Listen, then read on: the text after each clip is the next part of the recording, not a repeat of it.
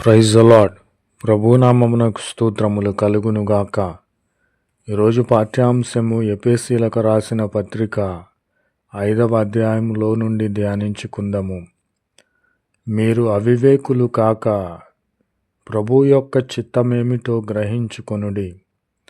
మనము వివేకము కలిగిన వారమై దేవుని యొక్క చిత్తమేమిటో అది గ్రహించి దేవుని చిత్తమును జరిగించే వారముగా ఉండాలి.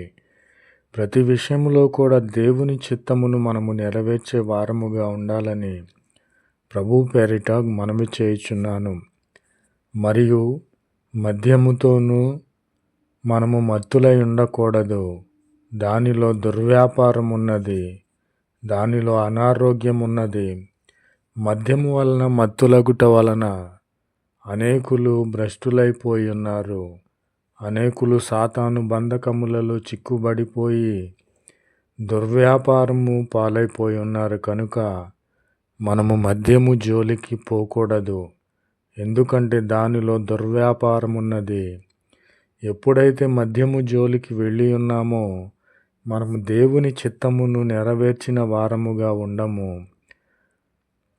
వివేకము కలిగిన వారముగా ఉండాలని ప్రభు పేరిట మనవి చేయుచున్నాను. కాబట్టి నా ప్రియమైన సహోదరి సహోదరులారా, నిద్రించుచున్న నీవు నేను మేల్కొనాలి. మృతులలో నుండి మనము లేవాలి. మనము ఈ లోక సంబంధముగా పాపములోను, వ్యభిచారములోను, విగ్రహారాధనలోను నిద్రించుచున్నాము. మనము మేల్కోవాలి. ఎందుకంటే మనము లోకములో ఉండి లోకక్రియలను జరిగించిన ఎడల మృతులమై ఉన్నాము. కనుక అట్టి మృతులలో నుండి మనము లేవాలి. ప్రభు నామమునకు స్తోత్రములు కలుగునుగాక. ఆమేన్.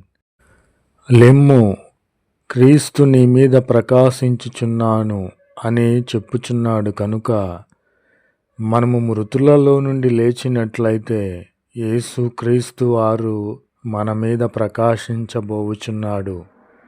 కనుక దినములు చెడ్డవిగా ఉన్నవి, భూకంపములు, యుద్ధములు, అక్రమములు జరుగుచున్నవి. కనుక మీరు సమయము పోనీయక సద్వినియోగము చేసుకోవాలి. సమయము దొరికినప్పుడల్లా ప్రార్థన చేయాలి.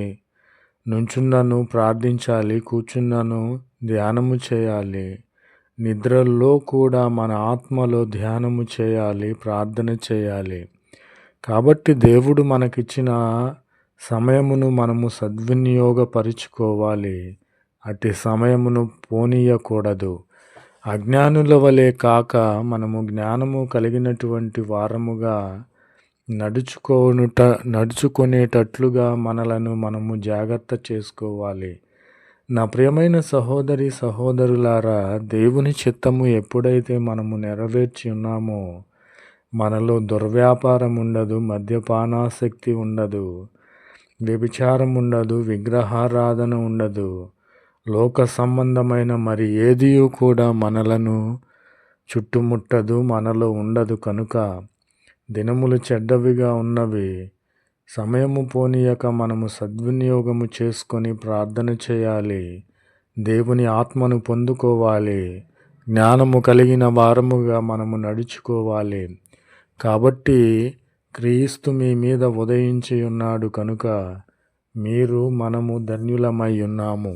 ప్రభునామమునకు స్తోత్రములు కలుగునుగాక. ఆమెన్. जय यीशु मसीह की।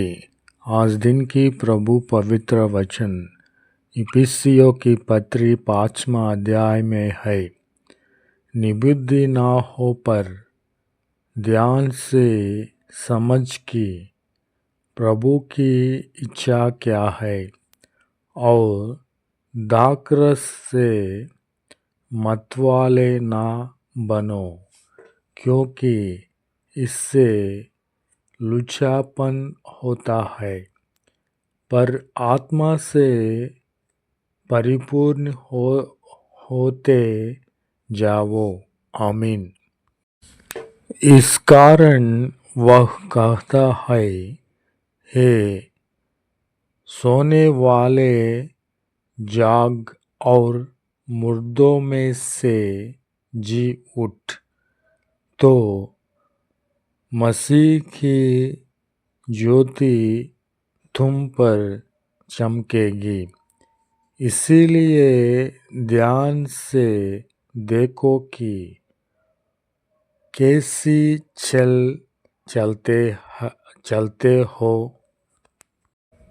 निबुद्धियों की नहीं पर बुद्धिमान के नहीं चलो और अवसर की बहुमूल्य समझो, क्योंकि दिन बुरे हैं। इस कारण निबुद्धि ना हो पर ध्यान से समझो कि प्रभु की इच्छा क्या है। आमीन।